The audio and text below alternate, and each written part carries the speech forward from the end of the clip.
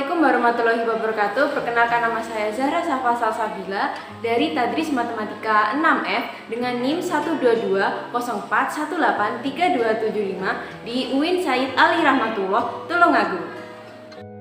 Semoga kita selalu diberikan kelancaran dan kemudahan dalam mempelajari materi pada kali ini. Meskipun kita hanya dapat melakukan pembelajaran dari rumah, saya harap tidak mengurangi niat kalian untuk tetap belajar setiap harinya ya. Dan saya ingatkan kembali untuk tetap jaga kesehatan karena sekarang ini musimnya lagi tidak baik.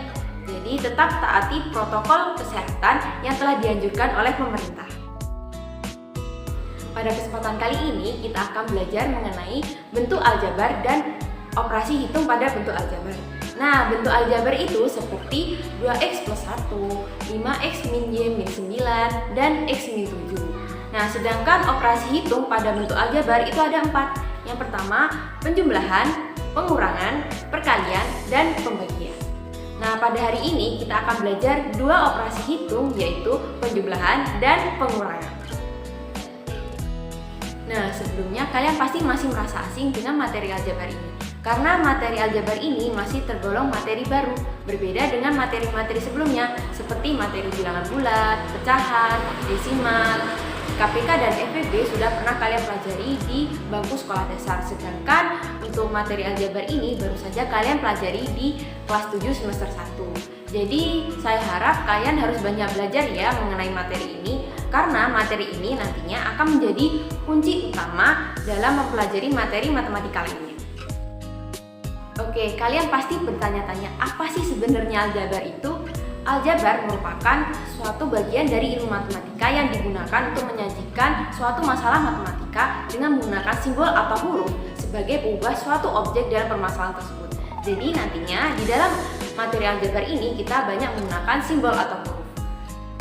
Sudah mengerti kan apa sebenarnya aljabar itu?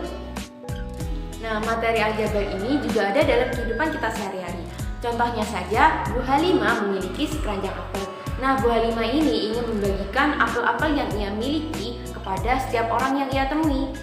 Nah, setengah keranjang apel ditambah satu apel Bu Halimah berikan kepada orang pertama yang ia temui. Kemudian setengah dari sisanya ditambah satu apel Bu Halimah berikan kepada orang kedua yang ia temui. Selanjutnya, setengah dari sisanya lagi ditambah satu apel Bu Halimah berikan kepada orang ketiga yang ia temui. Nah, sekarang ini Bu Halimah hanya memiliki satu apel yang Bu Halimah makan sendiri. Nah, pertanyaannya, tentukan banyak apel semula. Nah, kalian mungkin bisa memecahkan permasalahan tersebut dengan cara mencoba-coba suatu bilangan. Tetapi berapapun bilangan yang kalian coba itu kan tidak jelas. Jadi, cara yang kalian pakai itu terkesan lama, tidak efektif, dan hanya kebetulan. Jadi kalian bisa memecahkan permasalahan tersebut dengan cara memisalkan banyak apel mula-mula dalam keranjang dengan suatu simbol atau huruf. Lalu kalian buat bentuk matematisnya untuk memecahkan permasalahan tersebut. Nah, bentuk matematis ini yang dinamakan bentuk aljabar. Sedangkan operasi hitung yang digunakan untuk memecahkan permasalahan tersebut dinamakan operasi aljabar.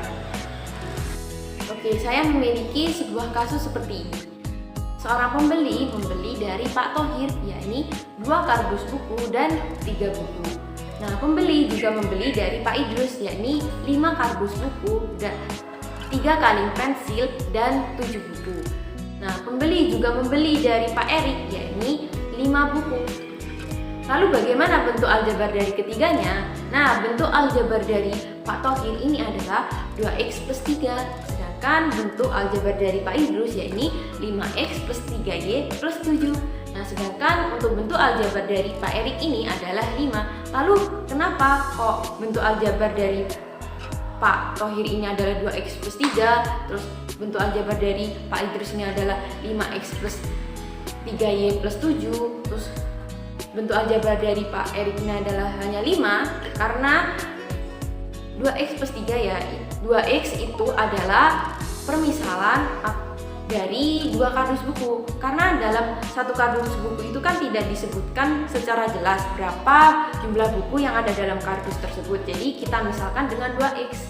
Nah, sedangkan untuk 3 buku kan udah jelas itu jumlahnya 3 buku. Jadi dia tidak usah dimisalkan dengan simbol atau huruf. Jadi 2x plus 3. Nah, begitu juga dengan Pak Idrus. Nah, kenapa bentuk aljabarnya 5x plus 3y plus 7? Nah, 5x itu adalah permisalan dari 5 kardus buku ya. Karena kan dalam satu kardus buku tadi kan belum diketahui secara jelas jumlah bukunya berapa. Nah, begitu juga dengan 3y itu adalah permisalan dari 3 kaleng pensil karena kita tidak mengetahui berapa jumlah pensil dalam satu kaleng tersebut. Jadi kita misalkan dengan 3y. Nah, karena 7 buku tadi kan udah jelas nilainya adalah 7 ya kan, jumlah bukunya adalah 7. Jadi tidak usah dimisalkan dengan simbol atau huruf, jadi plus 7. Jadinya 5x plus 3y plus 7. Nah, sedangkan kenapa bentuk aljabar dari Pak Erik ini hanya 5? Karena kan sudah pasti jumlah bukunya adalah 5 buku. Jadi tidak usah dimisalkan dengan simbol atau huruf. Jadi bentuk aljabarnya adalah sama dengan 5. Jadi simbol x dan y ini dapat mewakili sebarang bilangan. Maksudnya di sini yaitu sebagai lambang pengganti suatu bilangan yang tidak diketahui nilainya secara jelas. Misalkan saja x-nya sama dengan 10. Nah, kita substitusikan ke persamaan 2x plus 3. Jadinya 2 kali 10 plus 3 sama dengan 23. Jadi nilai x-nya ini kita ganti dengan angka 10 ya kan. Karena tadi kan x-nya sama dengan 10, kita ganti dengan angka 10. Jadinya 2 kali 10 plus 3 sama dengan 23. Nah, begitu juga dengan misalkan x-nya sama dengan 2 dan y-nya sama dengan 5. Kita substitusikan ke persamaan 5x plus 3y plus 7. Jadinya 5 kali 2 plus 3 kali 5 plus 7 sama dengan 32. Jadi nilai x-nya ini dan y-nya ini kita ganti dengan x-nya tadi kan sama dengan 2. Terus y-nya kan sama dengan 5. Kita ganti x-nya dengan 2, y-nya dengan 5. Kita substitusikan, lalu kita hitung hasilnya. Jadi kalau diketahui nilai x sama y-nya itu bisa dihitung, bisa dicari hasilnya. Kalau tidak diketahui, berarti itu tidak bisa dicari hasilnya atau dihitung nilainya. Nah, pada bentuk aljabar tadi 5x plus 3y plus 7 itu ada yang dinamakan suku, variabel, koefisien, dan konstanta. Lalu yang mana suku, yang mana variabel, yang mana koefisien, dan yang mana konstanta? Ya, ini 5x itu tadi disebut dengan suku, begitu juga dengan 3y itu disebut dengan suku, lalu 7 itu juga disebut dengan suku. Nah, sedangkan dari 5x dan 3y ini ada yang dinamakan koefisien dan variabel. Nah, yakni bilangan 5 dan 3 ini merupakan koefisien, sedangkan x dan y ini merupakan variabel. Lalu bilangan 7 ini disebut konstanta. Nah, kata kuncinya yakni kalau koefisien itu diikuti dengan variabel, sedangkan kalau konstanta itu tidak diikuti oleh variabel. Jadi konstanta itu berdiri sendiri dan biasanya letaknya berada di belakang. Nah, contoh lainnya pada bentuk aljabar yakni x min 2y min 8. Nah, bagian yang disebut suku adalah x min 2y min 8. Sedangkan dari x dan min 2y ini ada yang dinamakan koefisien dan variabel, yakni bilangan 1 dan min 2 itu disebut koefisien, sedangkan x dan y ini disebut dengan variabel. Sedangkan bilangan min 8 itu disebut dengan konstanta. Jadi kalau nilai koefisien dan konstantanya negatif, maka tanda negatifnya itu ditulis. Kalau positif itu nggak usah ditulis. Nah, suku adalah konstanta dan variabel pada bentuk aljabar yang dipisahkan oleh operasi penjumlahan atau pengurangan. Sedangkan variabel adalah suatu simbol atau huruf yang digunakan untuk menggantikan suatu nilai yang sifatnya tidak tetap atau tidak jelas.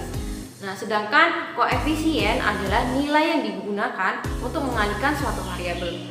Nah, ada yang dinamakan koefisien istimewa. Maksudnya koefisien istimewa ini koefisien yang tidak usah ditulis, yakni koefisien 1. Sedangkan konstanta adalah suatu nilai yang bersifat tetap pada bentuk aljabar. Jadi konstanta ini nilainya sudah pasti dan sudah jelas. Lalu apakah variabel itu cuma x dan y saja? Tidak, karena variabel itu bisa semua huruf dari A sampai Z. Yang terpenting variabel itu adalah simbol atau huruf. Jadi bisa apa saja selain x dan y. Oke, saya memiliki contoh soal sederhanakan bentuk aljabar berikut ini. Yang pertama, 4x plus 9 min 5x min 2. Nah, cara menyelesaikan soal ini yaitu kita kelompokkan suku-suku yang sejenis. Maksudnya suku-suku yang sejenis adalah suku-suku yang memiliki variabel dan pangkat yang sama dalam bentuk aljabar. Jadi kita kelompokkan yang sejenis, yakni 4x dengan min 5x, lalu 9 dengan min 2.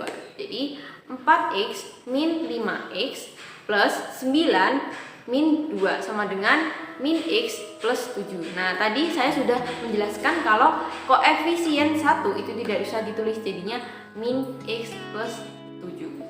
Nah, untuk contoh soal yang kedua, yakni 2x plus 3y min 9 plus 4x min 5y min 8. Nah, kita kelompokkan suku-suku yang sejenis terlebih dahulu, yakni 2x dengan 4x, lalu 3y dengan 5y, lalu min 9 dengan min 8. Kita kelompokkan, lalu kita hitung 2x plus 4x ditambah 3y min 5y dikurangi 9 dikurangi 8 sama dengan 6x min 2y min 17. Oke, itu tadi contoh soal untuk bentuk aljabar. Sekarang saya akan memberikan contoh soal mengenai operasi hitung penjumlahan dan pengurangan pada bentuk aljabar. Nah, yang pertama operasi hitung penjumlahan, yakni contoh soal yang pertama 7x plus 4y dalam kurung ditambah 8x min 6y dalam kurung. Nah, kita jabarkan terlebih dahulu soal ini dengan cara membuka tanda kurungnya menjadi 7x plus 4y plus 8x min 6y. Nah, sama dengan, kita kelompokkan suku-suku yang sejenis. Ini 7x plus 8x plus 4y min 6y sama dengan 15x min 2y. Lalu untuk contoh soal yang kedua, 16x min 12y plus 4 dalam kurung ditambah 5x min 9y plus 2 dalam kurung. Lalu kita jabarkan terlebih dahulu dengan cara membuka tanda kurungnya sama seperti contoh soal yang pertama, yakni menjadi 16x min 12y plus 4 plus 5x min 9y plus 2. Lalu kita kelompokkan suku-suku yang sejenis, yakni sama dengan 16x plus 5x min 12y min 9y plus 4 plus 2 sama dengan 21x min 21y plus 6. Nah, itu tadi contoh soal untuk operasi hitung pada penjumlahan. Nah, sekarang contoh soal untuk operasi hitung pada pengurangan. Yang pertama, yakni 10x plus 11 dalam kurung dikurangi 2x min 5 dalam kurung. Nah, kita jabarkan terlebih dahulu dengan membuka tanda kurungnya menjadi 10x plus 11 min 2x plus 5.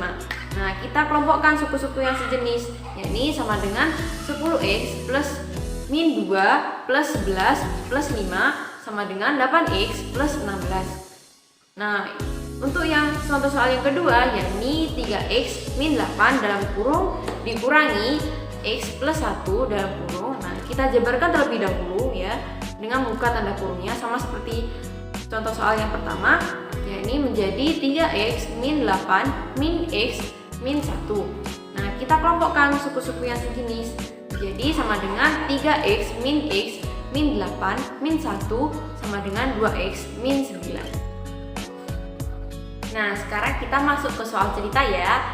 Nah, saya memiliki soal cerita berikut.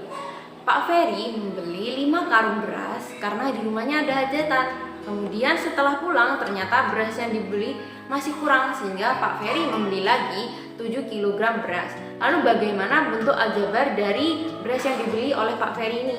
Nah, pertama kita misalkan karung beras menjadi variabel X. Kenapa kok menjadi variabel X? Karena jumlah dari beras pada karung tersebut kan tidak diketahui dengan pasti berapa nilainya dan berapa jumlahnya. Karena ada 5 karung beras, maka bentuk aljabarnya yakni 5x. Lalu kita misalkan 7 kg menjadi 7 atau sebagai konstanta, karena nilainya kan sudah diketahui dengan jelas yakni sama dengan 7. Nah, maka bentuk aljabar dari beras yang dibeli oleh Pak Ferry, yakni 5 plus 7. Oke, cukup untuk kali ini. Semoga apa yang kita pelajari pada kali ini dapat bermanfaat bagi kita semua. Tetap jaga kesehatan dan tetap semangat ya. Nah, jangan lupa untuk mempelajari lagi materi yang baru saja kita pelajari pada kali ini, dan diusahakan untuk mempelajari materi selanjutnya, yakni mengenai operasi hitung, perkalian, dan pembagian. Jadi ketika pembelajaran selanjutnya kalian sudah memahami dan mengerti materi yang akan dibahas. Nah, sekian yang dapat saya sampaikan. Apabila ada kurang lebihnya saya mohon maaf, dan terima kasih telah menyaksikan video ini, dan terima kasih juga telah mengikuti pembelajaran pada kali ini. Wabillahi taufik wal hidayah. Wassalamualaikum warahmatullahi wabarakatuh.